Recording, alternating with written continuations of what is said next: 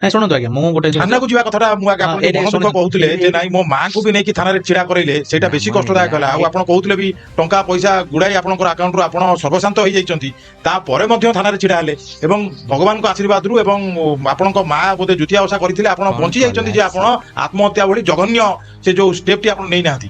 କଣ କହିବେ ସେ ବିଷୟରେ? ନାଇଁ ଶୁଣନ୍ତୁ ଆଜ୍ଞା, ଏଇ ଯୋଉ 30 ତାରିଖ ମୁଁ ତାଙ୍କୁ ଦେଖିଲି, ଯୋଉ ଏଇ ତ ତାଙ୍କ ମନ ଯେହେତୁ ସେ ଗୋଟେ ମ୍ୟାରେଡ୍ ଲୋକ, ତାଙ୍କ ମନରେ କଣ ଆସିବ ଆଜ୍ଞା ଯେ ମୋ ସ୍ତ୍ରୀ ପାଖରେ କାଳେ ଖବର ନ ପହଞ୍ଚ। ଆଚ୍ଛା, ତ ଆପଣ ଡରିଥିବେ, ବୁଝିପାରିଲେ? ହଁ ଡରିଛନ୍ତି।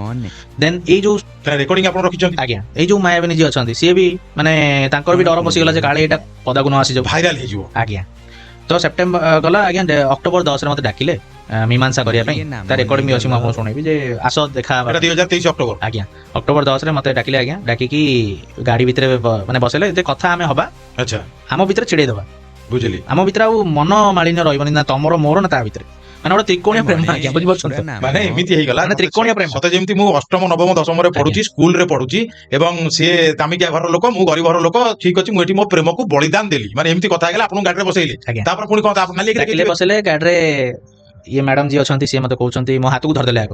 ନାଇଁ ସେ ମ୍ୟାଡାମଙ୍କର ତ ଯଦି ମ୍ୟାଡାମ ଶୁଣନ୍ତୁ, ମ୍ୟାଡାମ ବସୁଛନ୍ତି ସାଇଡରେ, ମୁଁ ବସି ତାଙ୍କ ନେକ୍ସନ ଗାଡି, ବୁଝିପାରୁଛନ୍ତି? ବସ ମୋ ହାତକୁ ଧରି ପକେଇଲେ, କାହିଁକି ନା ତା ପୂର୍ବରୁ ସବୁ ରେକର୍ଡିଂ ସବୁ ଭିଡିଓ କାଳେ ଆପଣ ଆଉଥରେ ରେକର୍ଡିଂ ନ କରିଦିଏ, ତେଣୁ ମୋବାଇଲଟାକୁ ସେ ଧରିଦେଲେ। ମୋ ଏଇ ପକେଟରେ ମୋବାଇଲ ଅଛି ନା ମୋର, ତ ଆପଣଙ୍କ ଡାହାଣ ପଟ ହାତଟାକୁ ସେ ଧରିଛନ୍ତି, କାଳେ ମୁଁ ମୋବାଇଲ କାଢି ତା ରେକର୍ଡିଂ ନା ନ କରିଦିଏ। ଦେନ୍ ମତେ ସେ କହୁଛନ୍ତି, ମୁଁ ତାଙ୍କୁ ଭଲ ପାଇଯାଇଛି, ମୁଁ କରିବି କଣ? ମାନେ ସେ ବାହା ହେଇଥିବା ଲୋକଟା କହୁଛି? ନା ନା, ଆପଣଙ୍କ ମାୟାବିନୀ କହୁଛନ୍ତି। ଆଚ୍ଛା, ମୁଁ ତାଙ୍କୁ ଭଲ ପାଇଯାଇଛି, ମୁଁ କରିବି କଣ? ମତେ ସେ ଭଲ ପାଉଥିଲି, ତାର କଣ ହବ? ସେଟା କିଛି ମୁଁ ଭଲ ପାଉନଥିଲି। ସେଇଠି ପଚାରିଥାନ୍ତେ ଯେ ଆଗରୁ କେତୋଟି ପ୍ରେମ ଆଗରୁ କରାହେଇଛି ନା ମୁଁ ଥିଲି ତମ ଭାଗ୍ୟରେ? ନା ସିଏ ତ ମତେ ଆଗରୁ କହିଥିଲେ ଯେ ତାଙ୍କର 2 ଜଣ ଥିଲେ ବୋଲି, ବୁଝିପାରୁଛନ୍ତି? ସେ କହିଲା ପରେ ବି ଆପଣଙ୍କ ତାଙ୍କର ଟିକେ ନିବିଡ଼ତା ବଢି ଯାଇଥିଲା। ଆଜ୍ଞା ସେଠୁ ଧରିଲା ପରେ ଦେନ୍ ମୁଁ କହିଲି ଏସବୁ ଜିନିଷ କଣ ଠିକ କଥା? ଭାଇ ତାକୁ ପଚାରୁଛି, ସେ ଯୋଉ ଅଛନ୍ତି, ମୁଁ କହିଲି ଭାଇ ତମେ କଣ ତାଙ୍କୁ ସତରେ ଭଲ ପାଉଛ? ଯଦି କୁହ, ନହେଲେ ମୁଁ ମୋର ସାଇଡ୍ ହେଇଯିବି, କିଛି ଅସୁବିଧା ନାହିଁ। ତମେ ତ ଆଜି ପର୍ଯ୍ୟନ୍ତ କହୁଛ ନାଇଁ ତାର ମୋର ସେମିତି କିଛି ନାହିଁ। ତାର ଉଗ୍ର ରୂପ ମତେ ସେ ଦେଖିବା ପାଇଁ ଚେଷ୍ଟା କଲେ, ଯେ କହିଲେ ସେଦିନ ଯୋଉ ଦେଖିଲୁ ଯାହା ଆମ ଭିତରେ, ଯାହା ବି ଯଦି ସେଟା ପଦାକୁ ଆସେ, ସାମ୍ନାକୁ ଆସେ, ଦେନ୍ ତୋର ସେଦିନ ଶେଷ ଦିନ, ମାନେ ମାରିଦେବେ। ଆଜ୍ଞା।